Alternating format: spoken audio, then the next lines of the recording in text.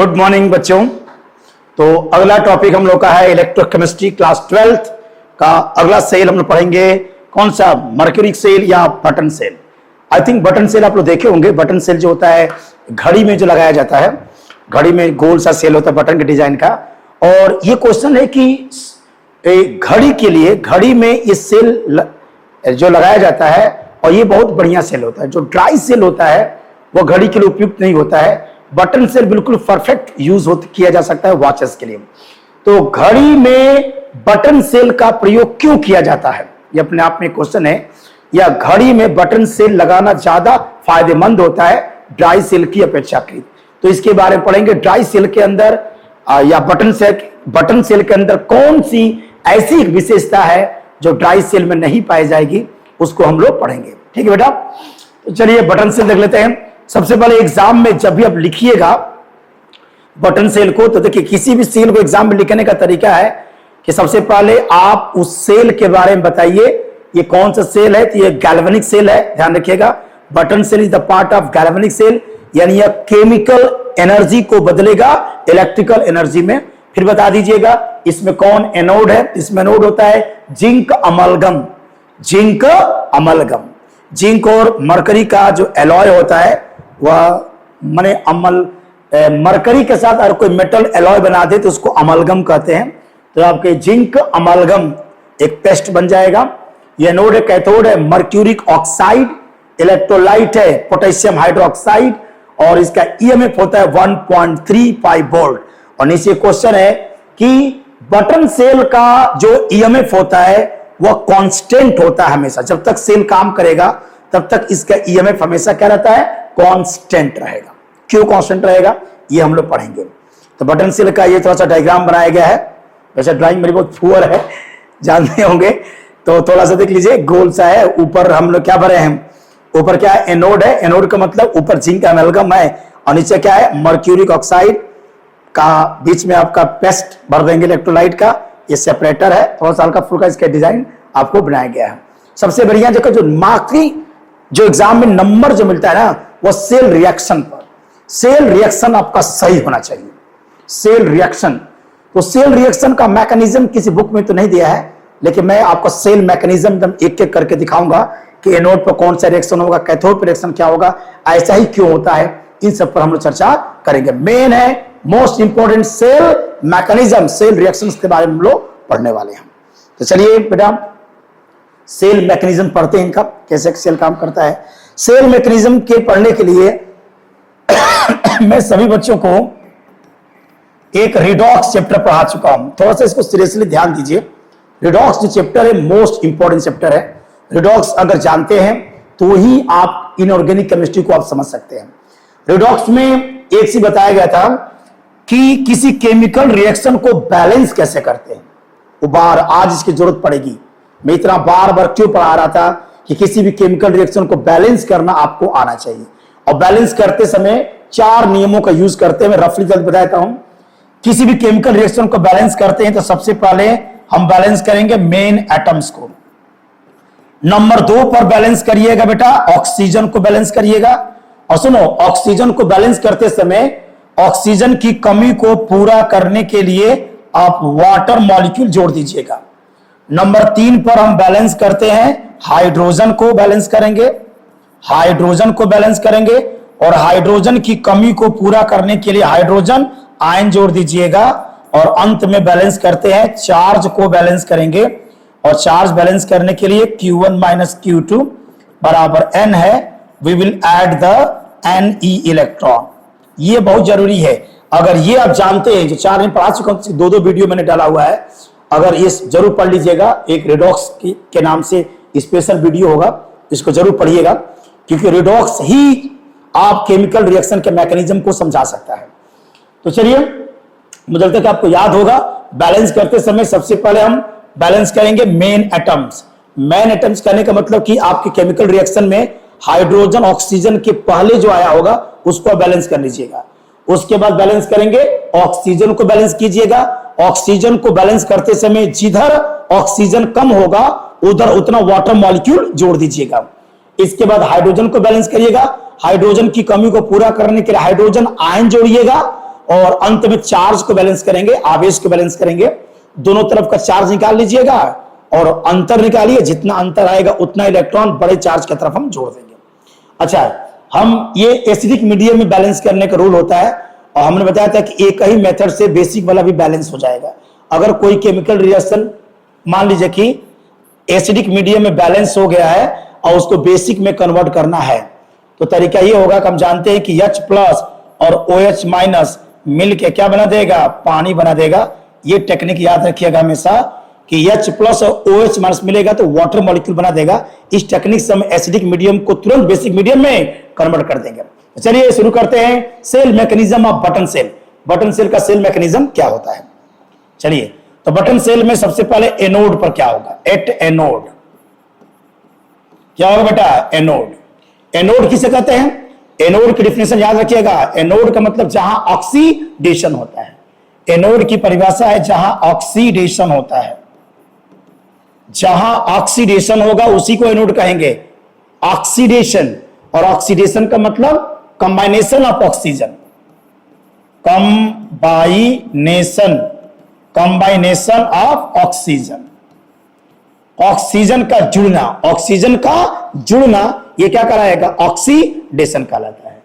तो हमारे एनोड पर कौन है, जिंक अमलगम है, जिंक अमलगम। इसमें रिएक्टिव कौन है, जिंक है। आपका अमलगम जानते हैं कि मरकरी बहुत ही लेस रिएक्टिव होता है, तो इसे मरकरी रिएक्ट नहीं करेगा ना, कौन रिएक्ट करेगा, जिंक रिएक्ट करेगा। जिंक मोर रिएक्टिव आपका मेटल होता है। तो एनोड पर क्या होगा, एनोड पर आपका जिंक है और इसका कर दीजिए ऑक्सीडेशन, क्योंकि एनोड का मतलब, एनोड माने एक ऐसा इलेक्ट्रोड जहां ऑक्सीडेशन होता है। तो जिंक का ऑक्सीडेशन करिए, माने जिंक में ऑक्सीजन को जोड़िए। तो अगर जिंक में ऑक्सीजन को जोड़ेंगे तो ये बदल जाएगा जिंक ऑक्साइड। अब इसको बैलेंस करते हैं। बैलेंस करने का रूल, पहले मेन एटम बैलेंस करेंगे तो जिंक एक बैलेंस है। फिर बैलेंस करेंगे ऑक्सीजन को, इधर ऑक्सीजन एक है, इधर ऑक्सीजन नहीं है, तो इधर मैं एक मॉलिक्यूल पानी का जोड़ दूंगा। ध्यान रखिए, ऑक्सीजन की कमी को पूरा करने के लिए वाटर मॉलिक्यूल जोड़ते हैं। अब जोड़ दो बेटा हाइड्रोजन, यहां 2 हाइड्रोजन है, इधर हाइड्रोजन नहीं है, तो आपका आ गया 2H प्लस, हाइड्रोजन बैलेंस हो गया। अब बैलेंस करो, चार्ज को बैलेंस करो। इधर तो चार्ज कुछ नहीं है, 0 चार्ज है, और इधर चार्ज कितना बेटा, प्लस के 2। तो दोनों का डिफरेंस निकाल लीजिएगा, डिफरेंस। तो 2 में से घटा देंगे 0, तो कितना आएगा, 2। तो 2 इलेक्ट्रॉन जोड़ेंगे बड़े वाले की तरफ, ये प्लस के 2 बड़ा है, तो इधर मैं 2 इलेक्ट्रॉन क्या करूंगा बेटा, जोड़ दूंगा। अच्छा, अगर किसी केमिकल रिएक्शन को बैलेंस कर रहे हो और इलेक्ट्रॉन अगर दाईं तरफ जुड़ रहा है, इसका मतलब ऑक्सीडेशन होता है, वो ऑक्सीडेशन होता है। लेकिन इसमें एक गड़बड़ ये हो गया, यह जो केमिकल रिएक्शन है बैलेंस हुआ है एसिडिक मीडियम में, और जबकि हम इलेक्ट्रोलाइट यूज क्या किए थे, KOH। इसका मतलब इस रिएक्शन को बेसिक मीडियम में कन्वर्ट कर दीजिए। और एक रूल पढ़ाया गया था, किसी भी केमिकल रिएक्शन अगर एसिडिक मीडियम में बैलेंस है और उसको बेसिक में कन्वर्ट करना है, तो नियम जान लीजिए, जितने हाइड्रोजन आयन होते हैं, जितने हाइड्रोजन आयन होते हैं उतना ही हाइड्रोक्सिल आयन दोनों तरफ जोड़ दीजिए। तो 2H प्लस है बेटा, तो यहां मैं क्या करूंगा कि 2OH माइनस दाईं तरफ, इधर भी 2OH माइनस मैं जोड़ दूंगा। अब इतना तो मैथमेटिक्स सबको आता होगा। ये दोनों मिल करके, देखो बेटा, ये दोनों मिल करके पानी का कितना मॉलिक्यूल बना देगा, पानी का 2 मॉलिक्यूल बना देगा, 2 मॉलिक्यूल ऑफ वाटर, वाटर का 2 मॉलिक्यूल बना देगा। इधर कितना है, वाटर का 1 मॉलिक्यूल है। देखिए, बाईं तरफ पानी का 1 मॉलिक्यूल है और दाईं तरफ पानी के 2 मॉलिक्यूल है, क्योंकि 2H प्लस और 2OH माइनस मिलेगा तो वाटर का 2 मॉलिक्यूल बन जाएगा। घटा दीजिए तो इधर कट जाएगा, चूंकि 2 है, 2 में से 1 खत्म हो जाएगा तो 1 पानी का मॉलिक्यूल बचेगा। तो आपका रिएक्शन हो गया Zn प्लस 2OH माइनस 1 और गिब्स आपका बन गया ZnO, और ये हो गया बेटा ZnO और क्या बन गया है, वाटर मॉलिक्यूल, वाटर, और ये हो गया 2 इलेक्ट्रॉन। इस तरीके से हमारा एनोड पर होने वाला रिएक्शन क्या हो गया, कंप्लीट हो गया। देखिए जब भी बटन सेल काम करेगा तो बटन सेल के एनोड पर होने वाला रिएक्शन आ गया Zn plus 2OH minus gives ZnO plus H2O और 2 इलेक्ट्रॉन। इलेक्ट्रॉन चूंकि दाईं तरफ निकल रहा है इसका मतलब ऑक्सीडेशन हो रहा है। This is the mechanism of cell reaction, जो एनोड पर सेल रिएक्शन हो रहा है। इसको बारीकी समझिएगा, ध्यान से उतार लीजिए बढ़िया से, अच्छे तरीके से। कंप्लीट बेटा, क्लियर? चलिए अब पढ़ेंगे कैथोड। कैथोड, कैथोड की डिफिनेशन क्या होती है, किसे कैथोड कहते हैं? तो कैथोड की परिभाषा दी गई बेटा। कैथोड क्या होता है? कैथोड में जहां रिडक्शन होता है, जहां अपचयन होता है, रिडक्शन, जहां रिडक्शन होता है, रिडक्शन अपचयन हिंदी बोलते हैं। The electrode on which reduction takes place, जिस इलेक्ट्रोड पर रिडक्शन होगा उसी को कहा जाता है आपका कैथोड, कैथोड कहेंगे। और रिडक्शन का मतलब क्या है? रिडक्शन का मतलब है ऑक्सीजन को अलग करना, टू रिमूव ऑक्सीजन। ये बेटा ऑक्सीजन को अलग करना, ऑक्सीजन को अलग करना ये कहलाता है रिडक्शन। तो चलिए कैथोड पर क्या है, मर्क्यूरिक ऑक्साइड है, इसका कर दीजिए रिडक्शन करिए। क्या करेंगे? रिडक्शन कर दीजिए। तो मर्क्यूरिक ऑक्साइड का रिडक्शन में इसमें से ऑक्सीजन को हटा दीजिए तो क्या बन जाएगा, मरकरी में कन्वर्ट हो जाएगा। मर्क्यूरिक ऑक्साइड का करेंगे रिडक्शन तो मरकरी में कन्वर्ट हो जाएगा। इसको बैलेंस करिए, बैलेंस करो बेटा। बैलेंस करने का नियम 4 नियम पढ़ा चुका हूं। पहले मेन एटम बैलेंस करेंगे, पहले बैलेंस करेंगे मरकरी को। मरकरी 1 मरकरी 1 बैलेंस हो गया। ऑक्सीजन, इधर ऑक्सीजन 1 इधर ऑक्सीजन नहीं है। नियम पाया गया है ऑक्सीजन की कमी को पूरा करने के लिए वाटर मॉलिक्यूल जोड़ेंगे। एक ऑक्सीजन इधर मैं एक वाटर का मॉलिक्यूल जोड़ दूंगा। अब बैलेंस करिए हाइड्रोजन को, इधर हाइड्रोजन 2 इधर हाइड्रोजन नहीं है तो मैं इधर 2 हाइड्रोजन आयन भी क्या करूंगा, जोड़ दूंगा। चार्ज बैलेंस करो बेटा, चार्ज बैलेंस करिए। इधर प्लस के 2 इधर क्या है 0, कोई चार्ज नहीं है तो मैं इधर लेफ्ट में आपका 2 इलेक्ट्रॉन क्या करूंगा, चिपका दूंगा। अच्छा, इलेक्ट्रॉन का बाईं तरफ चिपकना, किसी केमिकल रिएक्शन को बैलेंस कर रहे हो और इलेक्ट्रॉन अगर लेफ्ट में जुड़ रहा है इसका मतलब रिडक्शन हो रहा है, इलेक्ट्रॉन को गेन किया जा रहा है। अब ये रिएक्शन तो बैलेंस होगा किस मीडियम में, एसिडिक मीडियम में, लेकिन हमारा इलेक्ट्रोलाइट बेस है तो इसको बेसिक मीडियम में कन्वर्ट कर लीजिए। तो क्या करेंगे, 2H प्लस है।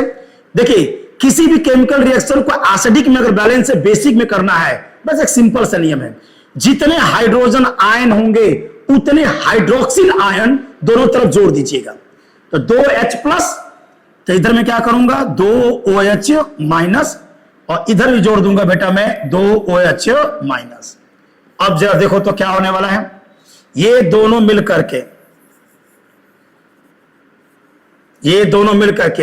क्या बना देगा, वाटर के 2 मॉलिक्यूल। इधर वाटर का 1 मॉलिक्यूल, तो लेफ्ट में वाटर का 2 मॉलिक्यूल है और राइट में वाटर का 1 मॉलिक्यूल है, एक कम हो जाएगा तो इसका बन जाएगा, देखिए आंसर क्या होगा, mercuric oxide plus H2O plus 2 electron Gibbs, और इधर बच जाएगा मरकरी और ये मिल जाएगा 2OH minus. This is the completely balanced equation. ठीक है बेटा, तो इस तरीके से मिल गया कि बटन सेल के कैथोड पर कौन सा रिएक्शन हो रहा है, बटन सेल के कैथोड पर कौन सा रिएक्शन हो रहा है। इसको ध्यान से उतार लीजिएगा, बढ़िया एकदम।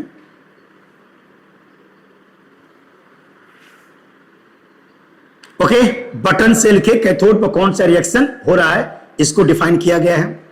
अब आ जाइए, अब लिखेंगे सेल रिएक्शन। बटन सेल का सेल रिएक्शन क्या है? तो सेल रिएक्शन का मतलब यह है कि जो एनोड पर जो रिएक्शन हुआ था और जो कैथोड पर रिएक्शन हुआ था, इन दोनों को जोड़ दीजिए। तो एनोड पर कौन सा रिएक्शन हुआ तो देख लीजिए, एनोड पर आपका zinc plus 2OH minus Gibbs ZnO और प्लस वाटर और ये था बेटा 2 इलेक्ट्रॉन। ये किस पर रिएक्शन हुआ था? ये रिएक्शन सिखाया था अभी, ये आपके एनोड पर होने वाला रिएक्शन था। कैथोड पर रिएक्शन क्या हुआ था? कैथोड पर देख लो, कैथोड पर mercuric oxide plus H2O plus 2 electron gain करके मरकरी, और यहां पर बन गया है बेटा 2OH माइनस। तो सेल रिएक्शन का मतलब एनोड पर होने वाले रिएक्शन और कैथोड पर होने वाले रिएक्शन को आप ऐसा जोड़िएगा ताकि इलेक्ट्रॉन कैंसिल हो जाए, कट जाए। इलेक्ट्रॉन को कटाना है। तो यहां भी कितने इलेक्ट्रॉन है? 2 इलेक्ट्रॉन है, और यहां भी 2 इलेक्ट्रॉन है। ठीक है, तो बराबर ही है। अगर बराबर नहीं होता तो उसको बराबर करके जोड़ते हम लोग। अब क्या करिए, इनको जोड़ दीजिए, इन दोनों रिएक्शनों को जोड़ दीजिए। अगर इनको जोड़ेंगे तो 2 इलेक्ट्रॉन से 2 इलेक्ट्रॉन कैंसिल, 2OH माइनस से 2OH माइनस कैंसिल, एक H2O से एक H2O कैंसिल। तो बचा क्या? बच गया Zn, और मर्क्यूरिक ऑक्साइड गिव्स मरकरी, और आपका बन गया ZnO। ये रहा सेल रिएक्शन। और इसका जो EMF होता है यह होता है 1.35 वोल्ट। अब इसका EMF हमेशा कांस्टेंट क्यों रहता है? इसका रीजन है, इसका सेल रिएक्शन देखिए। इसके सेल रिएक्शन में जो इलेक्ट्रोलाइट है KOH वो नहीं आया है। इसका मतलब कि जब बटन सेल काम करता है तो इलेक्ट्रोलाइट का जो कंसंट्रेशन है वो हमेशा क्या रहेगा? कांस्टेंट रहेगा, क्योंकि इलेक्ट्रोलाइट इसमें यूज ही नहीं हो रहा है। देखिए, सेल रिएक्शन में कहीं भी इलेक्ट्रोलाइट यूज नहीं हो रहा है। तो जब भी बटन सेल काम करता है तो सेल के अंदर जो इलेक्ट्रोलाइट यूज किया जा रहा है पोटेशियम हाइड्रोक्साइड, उसका कंसंट्रेशन चेंज नहीं होगा। और जब कंसंट्रेशन चेंज उसका नहीं होगा तो सेल जब तक काम करेगा उसका EMF क्या रहेगा? कांस्टेंट रहेगा 1.35 वोल्ट। 1.35 वोल्ट, यानी सेल जब तक काम करेगा एक कांस्टेंट EMF देगा, और नहीं तो ऑटोमेटिक खराब हो गए तो खराब हो गए। जबकि ड्राई सेल में ऐसा नहीं होता है। ड्राई सेल का मान लो कि EMF है 1.5 वोल्ट, तो समय के साथ साथ अभी ड्राई सेल का EMF 1.5 वोल्ट दिखा रहा है। कुछ समय के बाद सेल का EMF उसका डिक्रीज करेगा, 1.5 वोल्ट, 1.4 वोल्ट, 1.3 वोल्ट। उसका जो EMF होता है वो समय के साथ साथ धीरे धीरे क्या होता है? घटता जाता है। तो क्या होगा कि सेल का EMF जब बहुत खराब, सेल का EMF समय के साथ साथ जब बहुत डाउन हो जाएगा तो जो घड़ी में यूज किया गया है वो घड़ी कुछ समय के बाद क्या होगी? चलेगी, और वो क्या करेगी? स्लो चलने लगेगी। तो आपका जो घड़ी होगा ड्राई से लगाएंगे तो अंतिम जब सेल खराब होने वाला होगा तो उस समय आपके घड़ी गलत समय बताएगी। इसका बढ़िया है, जब तक काम करेगा 1.35 वोल्ट देगा, नहीं तो खत्म। जबकि ड्राई सेल का जो EMF होता है वो समय के साथ साथ डिक्रीज करता जाता है। इसलिए घड़ी के लिए सबसे जो बेहतर सेल है वह है 1.35 वोल्ट। या तो काम करे तो बढ़िया से काम करे, नहीं तो बंद हो जाए। जबकि ड्राई सेल में क्या होगा? ड्राई सेल में समय के साथ साथ EMF उसका घटेगा, तो अंतिम समय में सेल जो होगा और जो घड़ी होगी वो गलत समय बताएगी। घड़ी क्या हो जाएगी? स्लो हो जाती है। और उससे समय कितना इंपॉर्टेंट है आप जानते होंगे। ओके बेटा, तो बटन सेल का EMF हमेशा कांस्टेंट रहेगा, क्योंकि बटन सेल के सेल रिएक्शन में इलेक्ट्रोलाइट यूज नहीं होता है। यानी बटन सेल का जो कंसंट्रेशन होता है वो हमेशा कांस्टेंट रहता है, इसलिए इसका EMF हमेशा कांस्टेंट रहता है।